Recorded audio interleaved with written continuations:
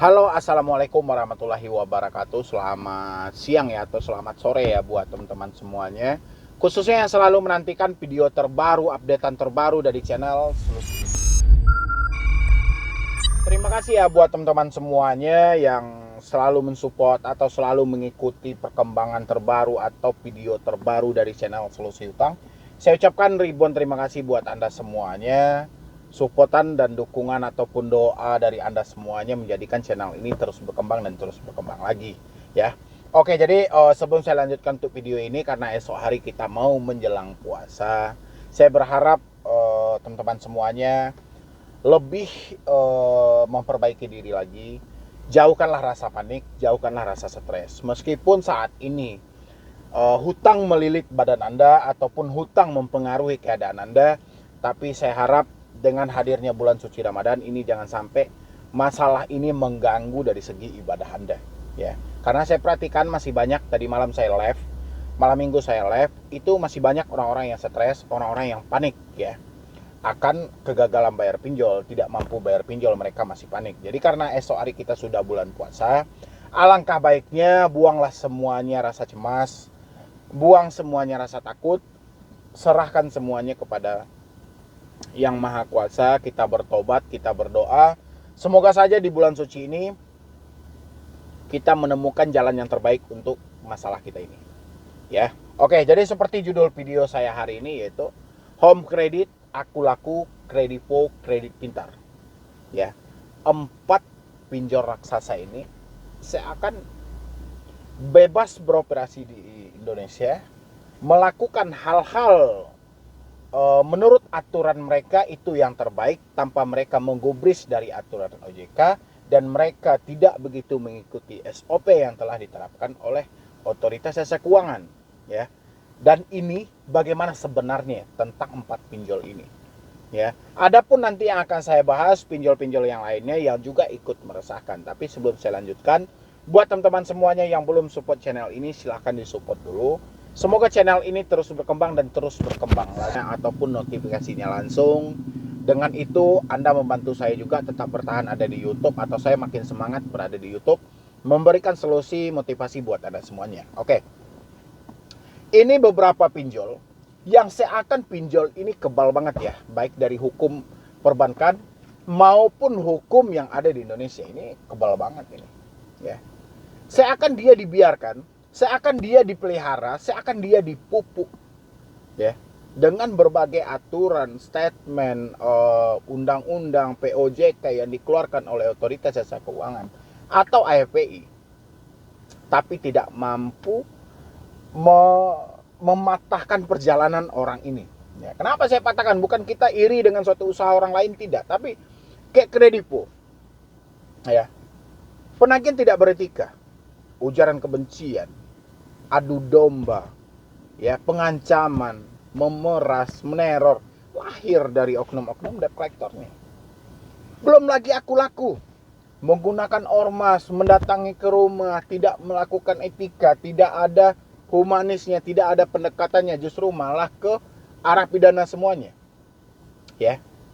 Ini akibat apa? Akibat saya perhatikan kelalaian dari Otoritas Jasa Keuangan menjadi ini aji mumpung bagi oknum-oknum ataupun para mafia pinjol untuk memeras masyarakat Indonesia. Ya. Di satu sisi saya membenarkan bahwa telah terjadi wan prestasi.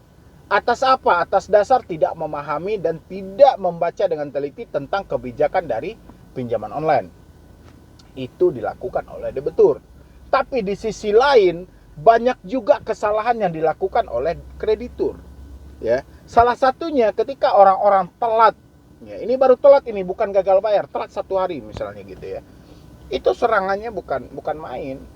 Ya, bahkan sampai beberapa berita orang yang mengakhiri hidupnya, yang sudah tidak tahan lagi dengan teroran ini segala macam gitu loh. Tapi saya akan di sini OJK memandang ini sebelah mata. Mereka selalu membenarkan, wah, kreditur sudah benar, kreditur sudah tepat gitu loh. Sehingga tidak ada sanksi buat kreditur nakal yang suka menteror atau di luar SOP, di luar aturan yang ada, melakukan kepada debitur. Ya. Banyak itu pinjolnya kayak Kredit Pintar. Itu berapa kali itu Kredit Pintar itu yang melakukan penipuan. Double penagihan, double pengiriman. Padahal kenyataan tidak ada.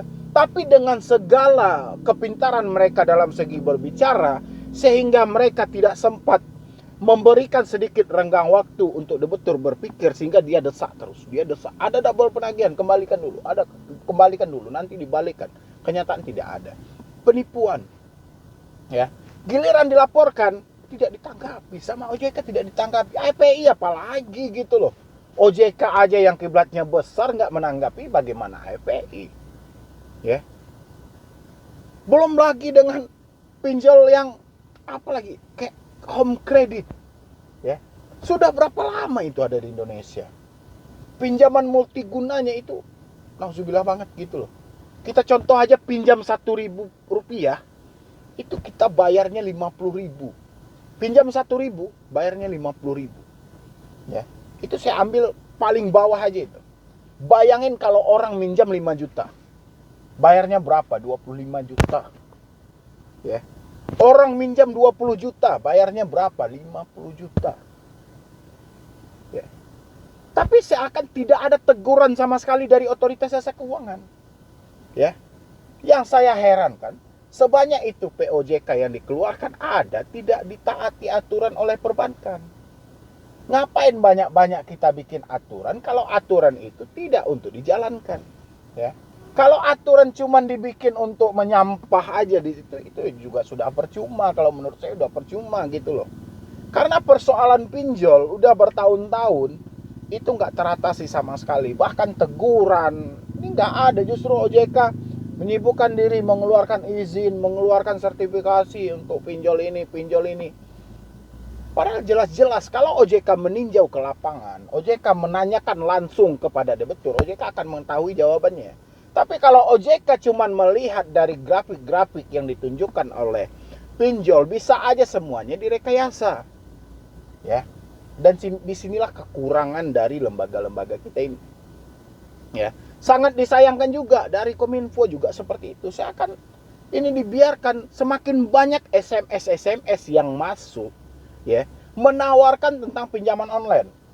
Ya. Sekali dua kali orang-orang akan mengabaikan ketika situasi, ya, ketika keadaan berkata lain dan mereka membutuhkan uang saat itu, dan di saat itulah mereka masuk ke dalam itu semuanya. Ya. Coba OJK, coba Kominfo memberikan teguran kepada Telkomsel supaya tidak melewatkan SMS yang seperti itu lagi gitu loh. Ya. Ini beberapa instansi saya perhatikan tentang dari segi ini itu tidak begitu memperhatikan gitu loh. Jadi hanya ada cuman sebatas formalitas saja bahwa mereka cukup prihatin. Cuman itu aja gitu loh. Siksaannya, cara-cara yang lainnya yang nanggung Anda sendiri gitu aja. Ya. Jadi saya berharap itu kepada lembaga-lembaga yang terkait mengatur dari segi keuangan atau perbankan yang ada di Indonesia ini, tolong gitu loh. Tolong tinjau lagi ke lapangan. Ya. Seberapa bermanfaatkah izin-izin yang Anda keluarkan ini?